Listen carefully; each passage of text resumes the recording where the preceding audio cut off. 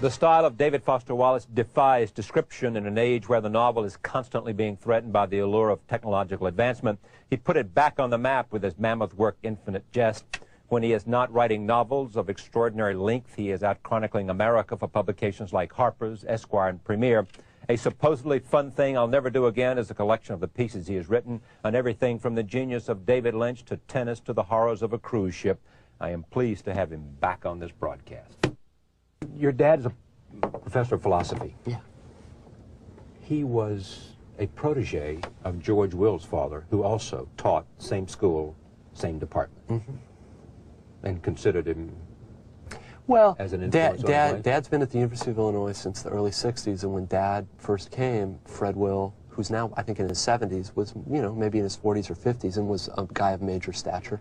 And he was nice to Dad. And I think most junior academics, this is what happens, is, you know, you find older people in the department whose intellectual approach is congenial to you and who are nice to you, and you kind of become friends with them. I was a philosophy major in college, but my areas of interest were mathematical logic and semantics and stuff, which my dad thinks is kind of gibberish. So it's very weird. In a certain way, I'm following in Dad's footsteps, but I'm also doing the required, you know, thumbing the nose at the father thing.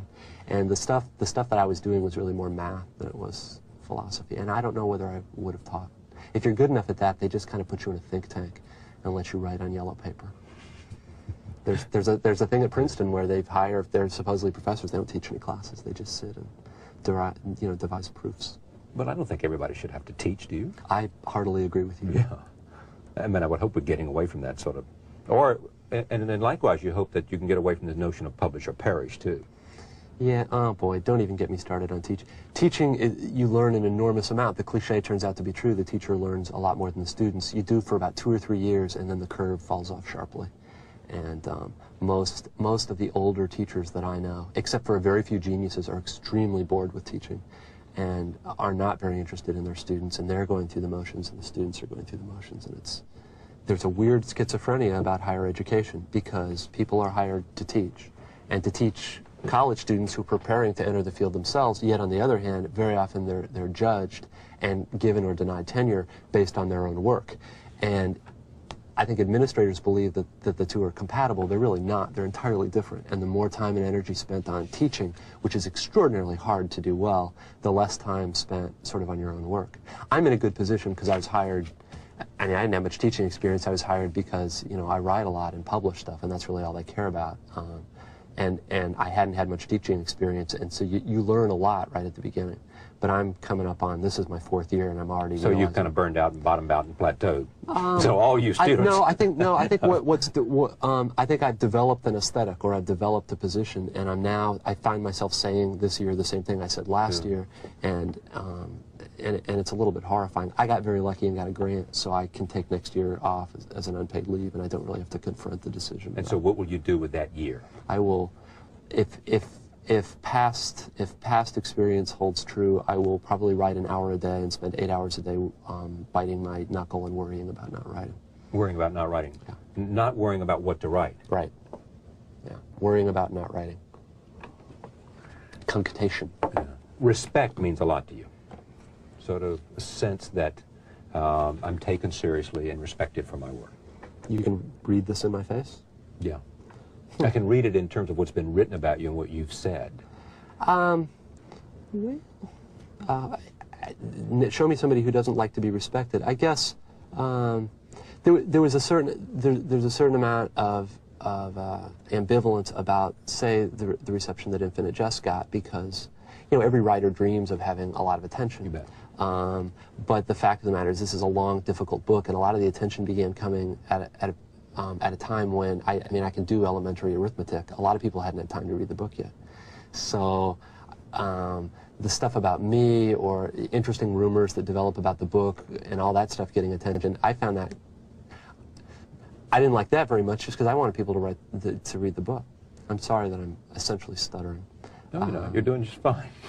So other than that, I mean, I don't think I'm more hungry for respect than the average person. Let me talk about this book, a supposedly fun thing I'll never do again, which is one of the pieces in here. I want to talk about David Lynch, who, after I read your piece in Esquire, was it Esquire? No, Premiere. Premiere. I interviewed David Lynch. You never got to interview David Lynch. Well, I said from the outset, this is the reason they let me on the set of all the other journalists, is I was the only one who said he did not, in fact, want to interview David Lynch. Why did you want to go observe David Lynch? I found, you mean why did I not want to interview him, or no, why did I want to... well, why was David Lynch interesting to you as the subject of a magazine piece? For me, the number of film directors who get national distribution in this country who are truly interesting as artists is very, very small, and Lynch was one of them for me. I've been interested in Lynch's films for a long time, and actually in grad school, I think there's a thing about this in the essay. Blue Velvet came at a time for me when I really needed to see it, and it helped me a lot in my own work. And then after that, I went and found Eraserhead and have sort of followed this guy's career, and I find him instructive and useful to think about, for whatever that's worth. Did you like the movie Lost Highway? I've not seen the movie Lost Highway. I've seen the rough cut of Lost Highway, or scenes. They let me go in and sit in what I believe to be David Lynch's personal editing chair, and look at on the little monitor and see, which was the thrill of my life. But I've been on this tour, and even though I'm in big cities, I have not yet gotten to see it. And I'm kind of terrified because there's a big part of the essay that talks about what the movie's about. And if indeed the movie is nothing like that, I'm going to look. Yeah. When he was here, I asked him about what was Lynchian.